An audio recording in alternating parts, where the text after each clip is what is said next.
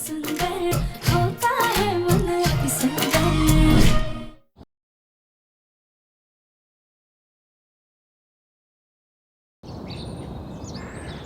मौत के कगार पर खड़े इस खानदान के सबसे बड़े बेटे का इतना भी हक नहीं है कि वो चंद पल अपनी जिंदगी के अपने पिता के साथ गुजारे। तो हम चले जाएंगे। इन सबकी नफरत देखकर तो कहीं हमारा बेटा वक्त से पहले ही गए।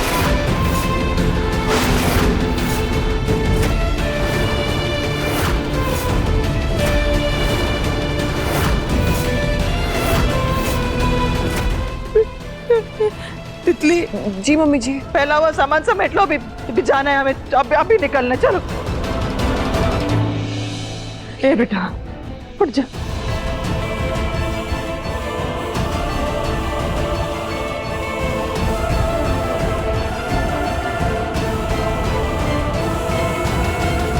रुको।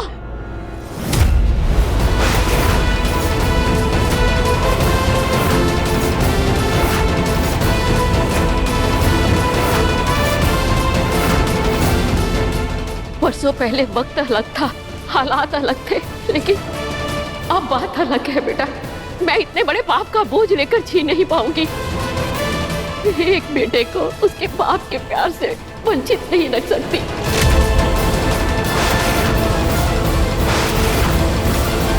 इसलिए बेटा, जब तक तुम यहाँ रहना चाहो अपने पिता के साथ रह सकते हो।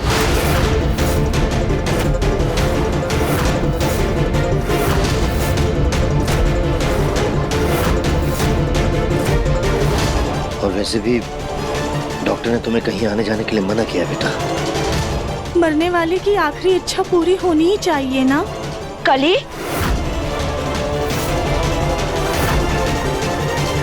अगर हम यहाँ रुक गए तो आपका दूसरा बेटा चला जाएगा पापा।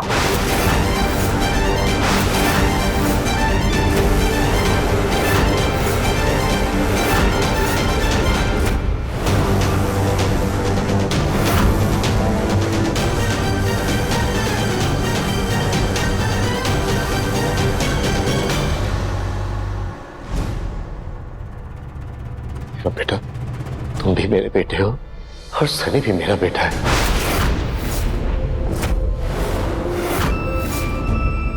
देखो बेटा, मैं इस घर पे कोई तमाशा नहीं चाहता, और बेटा मैं ये भी नहीं चाहता कि तुम इस घर को छोड़कर जाओ। बेटा, ये भी तुम्हारे अपने ही है ना। प्लीज,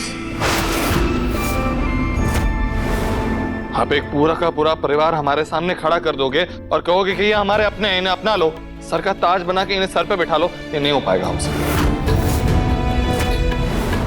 आपका पूरा का पूरा एक दूसरा परिवार है पापा, और ये बात मेरे हलक के नीचे ही नहीं उतर रही।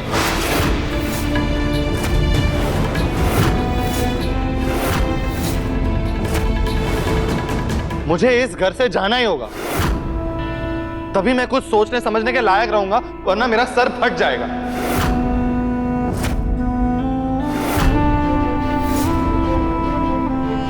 मुझसे नहीं हो पाएगा ये। चलो राधिका।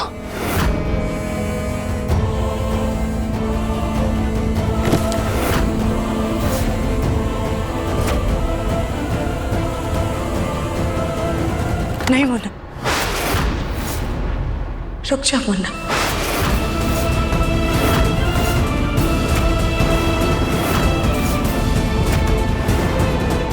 मां, लेकिन मैं मुन्ना, हम नहीं चाहते बेटा कि तुझसे कोई पाप हो।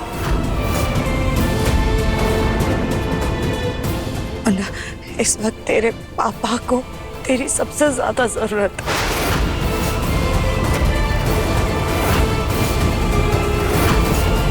तू भले ही अभी उनसे नाराज, कि तेरी नाराजगी अपनी जगह और परिवार के मायने अपनी जगह। किसी के लिए ना सही बेटा, कम से कम हमारे लिए रुक जा।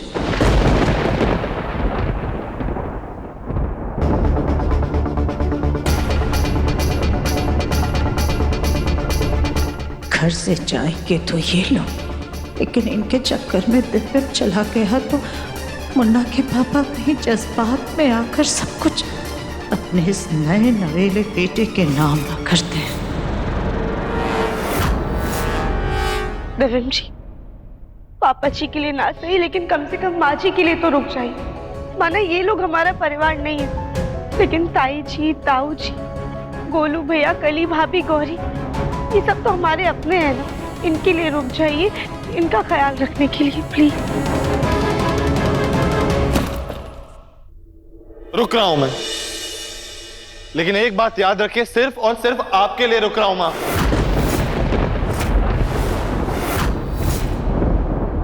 और आज के बाद आपका और मेरा कोई रिश्ता नहीं।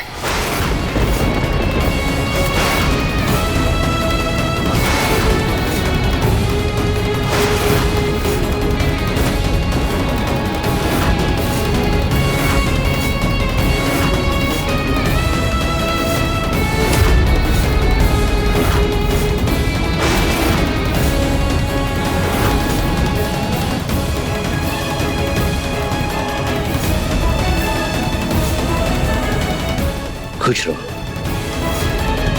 मुझसे कहीं ज्यादा इस ऑफिस में हक तुम्हारा है।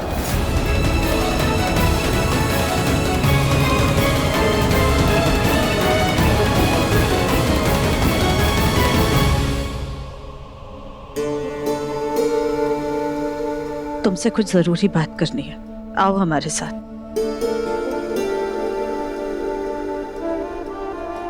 पापा,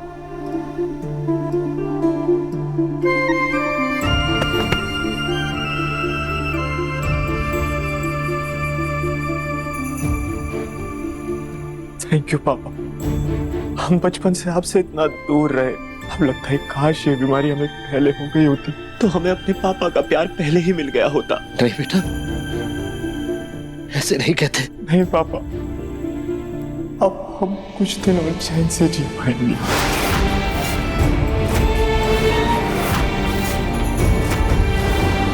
पापा, हम एक टेंशन से तो मुक्त हो गए कि हमारे जाने के बाद हमारी माँ का कोई ख्याल रखने वाला तो है। मेरी माँ बेसहारा तो नहीं रही।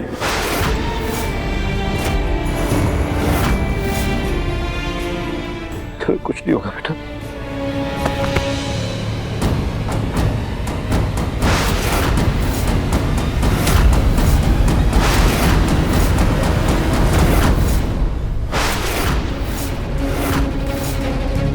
राधिका, क्या जरूरत थी तुम्हें दिव्यम को ये बताने की कि तितली ने तुम्हें धक्का दिया है?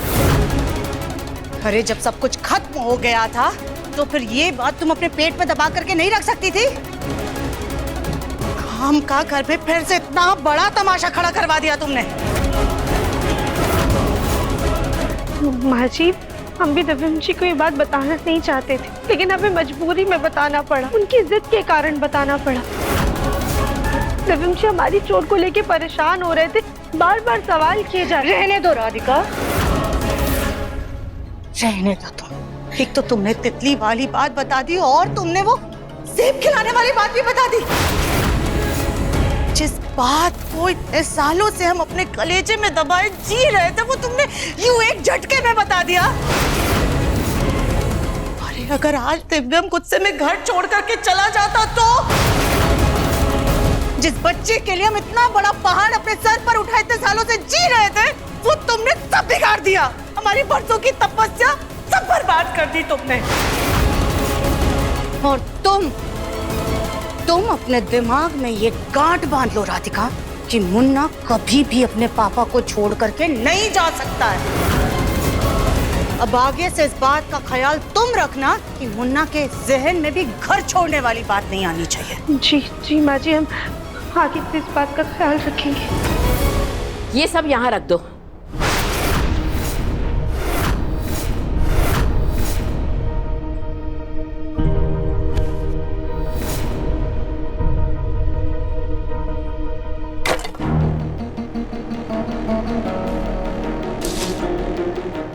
माँ जी, ये सब लकड़ियाँ और उपले किस लिए? ये मैंने होलिका दहन के लिए मंगवाए हैं। जब घर की लकीर मिटी थी तभी मैंने सोच लिया था कि आने वाले त्योहार बड़ी धूमधाम से मनाएंगे। लेकिन आजकल जो घर का माहौल चल रहा है, जो हालात हैं, उसको देखते हुए क्या ही कहे। लेकिन सुजाता, चाहे कुछ भी हो जाए, चाहे कितनी भी रुकावट आए, हम पूजा पाठ में विघ्न नहीं आने देंगे। इसलिए तुम लोग होलिका दहन की तैयारियां करो। हो सकता है होलिका देवी की कृपा से, उनके आशीर्वाद से सब अच्छा हो जाए।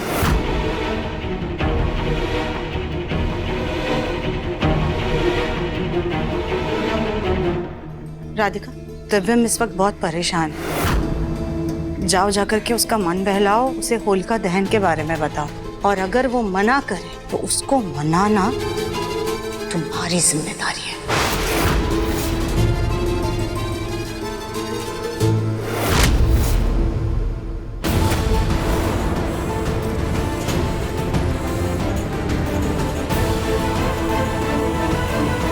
हे भगवान, ये दिव्यम जी बाहर कहाँ जा रहे हैं? कहीं घर छोड़कर तो नहीं जा रहे?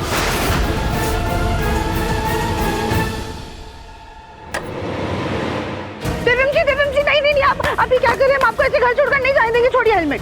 राधिका, हेलमेट छोड़ो। नहीं दिव्यम जी, आप ऐसे कैसे घर छोड़ के जा सकते हैं? आप हमें भी छोड़कर जा रहे हैं क्या? हम समझ सकते हैं आपके दिल पे क्या बीत रही है, लेकिन हमें छोड़ के जाना, इस घर को छोड़ के जाना, इस परेशानी का हल नहीं ना। छोड़िए हेलमेट, छोड़िए। हाँ, मैंने कहा हेलमेट छोड़ो। नहीं दिव्यम जी, हम नहीं छोड़ेंगे। आप माँ जी के बारे में तो सोचिए, अगर आप चले जाएंगे तो उन्हें कितना दुख होगा। आप ऐसे घर छोड़ के नहीं जा सकते। छोड़िए।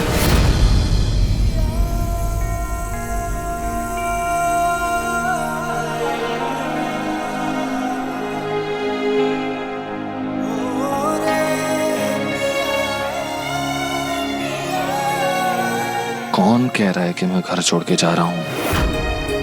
थोड़ी देर टहलने जा रहा हूँ अपना मन हल्का करने के लिए। आ जाऊंगा वापस। ओह, अच्छा, सॉरी। दिव्यम जी, अभी आपका मूड ठीक है?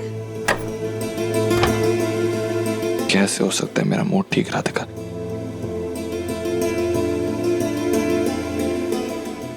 जिस पापा को मैं अपना रोल मॉडल मानता था, उन्होंने मेरी पूरी जिंदगी उथल पुथल करके रख दी है। मेरे प्यार को 2 हिस्सों में बांट के रख दिया। कल तक मैं सिर्फ उनका इकलौता बेटा था, और आज मन तो करता है कि उस सनी को और उसकी फैमिली को धक्के मार के घर से निकाल, फिर उसकी बीमारी के बारे में सोच के रुक जाता हूँ। और इसमें उसकी क्या ही गलती है राधिका? ये बड़े ना कभी कभी बच्चों की जिंदगी बर्बाद करके रख देते। ये नहीं सोचते बड़े एक भी बार कि उनकी गलतियों की सजा उनके बच्चों को भुगतनी पड़ती है। हमेशा हमसे कहते रहते कि ये करो, ये मत करो, ये सही है, वो गलत है। लेकिन ये सब बातें जब उन पे लागू होती है तो उन्हें किसी भी चीज की कोई फर्क ही नहीं। दिव्यम जी, बड़े भी तो इंसान होते हैं ना, उनसे भी गलतियां होती हैं, और गलतियां उम्र से नहीं होती हैं, बल्कि हालातों की वजह से होती हैं। माता पिता हमेशा बच्चों के लिए सही होते हैं, उनमें कोई कमी नहीं होती है। लेकिन दिव्यम जी, दुनिया में ऐसा तो कोई इंसान नहीं है ना जिसमें खामियां ना हो। दुनिया का पता नहीं है राधिका, लेकिन तुम में तो कोई खामियां नहीं। कोई भी मुश्किल हो, कोई भी परेशानी हो, लेकिन तुम सबसे उभरना जानती।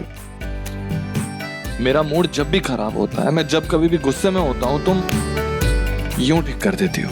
इस पूरी दुनिया में सबसे परफेक्ट वाइफ हो तुम राधिका, और तुम मेरी हो। अब दिव्यम जी, अब आप ऐसी बात कर रहे हैं तो हम भी एक बात कहें। तुमने कभी किसी की सुनी? दिव्यम जी, शाम को ना होलिका दहन है, तो आप उसके लिए प्लीज तैयार हो जाइए। राधिका प्लीज, मुझे कोई त्योहार मनाने का कोई मन नहीं। दिव्यम जी प्लीज ना, अब हमारे लिए तो इतना कर सकते हैं ना, प्लीज। ये जितनी तारीफ कर दी ना मैंने, कुछ ज्यादा ही कर दी है तुम्हारी। इतनी भी तारीफ की हकदार नहीं हो तुम।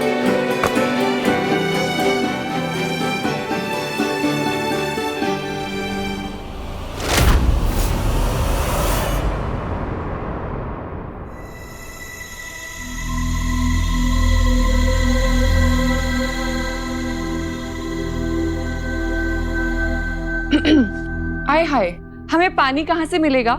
वो हमें अपने पति को ना ये दवाइयाँ देनी है। हम देते हैं ना।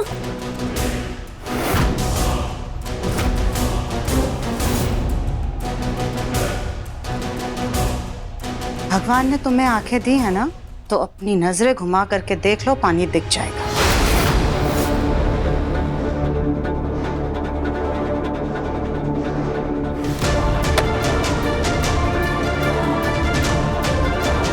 ये राधिका कहाँ रह गई? उसे पता है ना अपनी पूजा की थाली भी उसे तैयार करनी है अभी। सॉरी सॉरी सॉरी माँ जी, हम आ गए। कहाँ रह गई थी? कितना समय लगा दिया तुमने? तुम्हें पता है ना तुम्हें अपनी पूजा की थाल तैयार करनी है। हाँ, घर की रस्में तुमको याद है कि नहीं याद? कि घर की बहू सबसे पहले पूजा की थाल में स्वास्तिक बनाती है, उसके बाद ही उसमें पूजा की सामग्री रखती है। चलो अब जल्दी जल्दी अपनी पूजा की थाल तैयार करो। वो देखो तुम्हारी थाली रखी है और ये सब रोली वगैरह रखी है। जी जी, हम अभी करते हैं।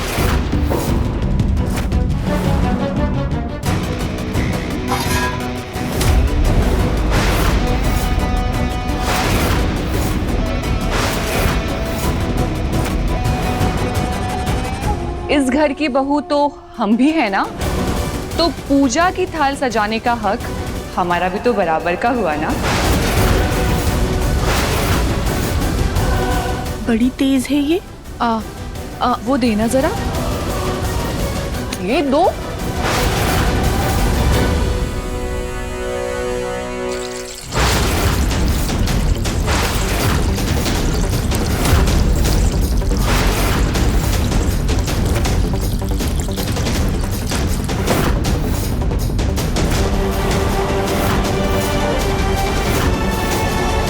हमारे घर के मामलों में घुसना बंद करो। कल की आई हुई लड़की हमारे घर के रस्मों रिवाजों में हिस्सा लेगी, ये कभी बर्दाश्त नहीं करेंगे हम। मेहमान हो, मेहमान की तरह रहो। मुन्ना के पापा ने तुम लोगों को इस घर में रहने की इजाजत दी है, हमारे तीज त्योहार करने की नहीं, समझी?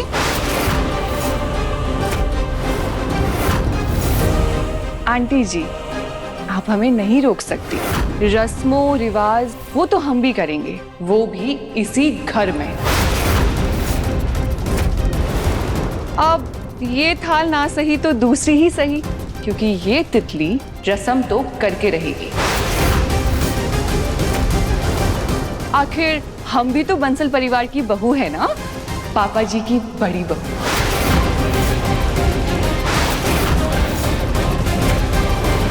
चलिए अब हम चलते हैं, हमें भी तो बहुत सारी तैयारियां करनी है ना पूजा की।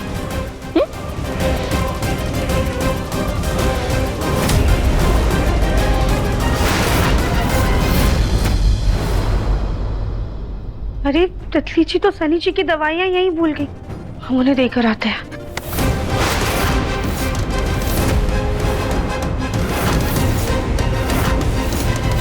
तुम्हें बड़ी फिक्र हो रही है उन लोगों की? अपने काम छोड़ करके तुम्हें दुनिया भर के काम करने होते हैं ना राधिका? चुपचाप अपनी पूजा की थाल तैयार करो। और फिर उसके बाद पूजा के लिए तैयार भी तो होना है। उसको दवाई हम दे करके आते हैं।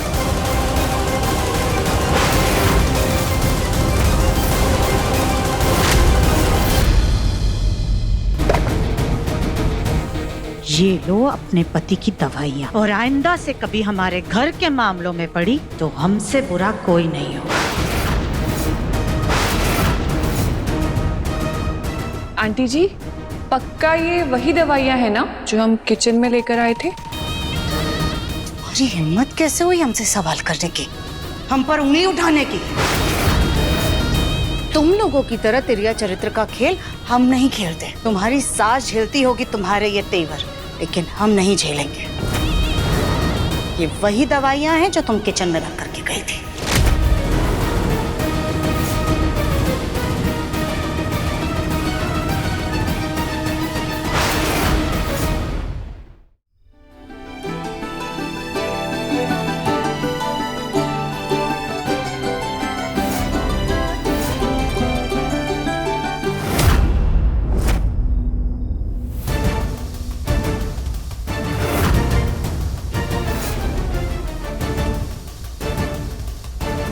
राधिका कली, अपनी थालियों से पूजा की शुरुआत करो। जी दादी।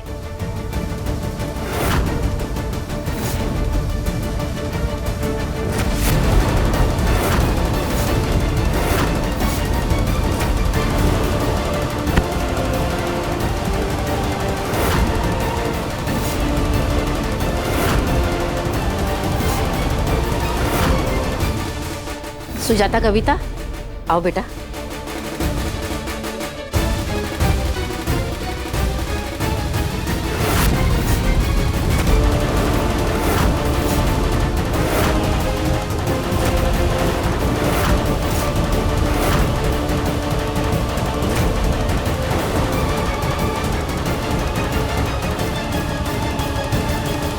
गोलू बेटा, दिव्या बेटा, होलिका को अग्नि प्रज्वलित करके पूजा का शुभारंभ करो। जी ताऊ जी।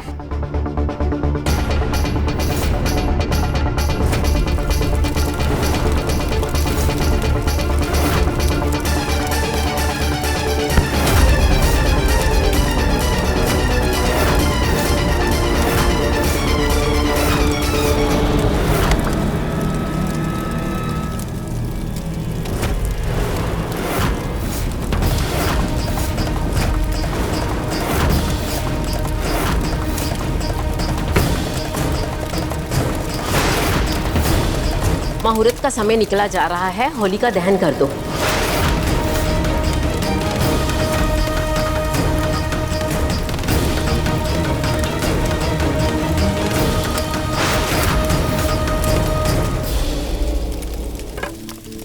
होलिका दहन का हमारे जीवन में बहुत खास महत्व है। होलिका दहन में हमें हमारे बुरी भावनाएं, बुरी नियत, बुरे ख्याल और अपने घमंड को इस अग्नि में जलाकर भस्म कर देना चाहिए और सच्चे सुच्चे मन से आने वाले कल की शुरुआत करनी चाहिए।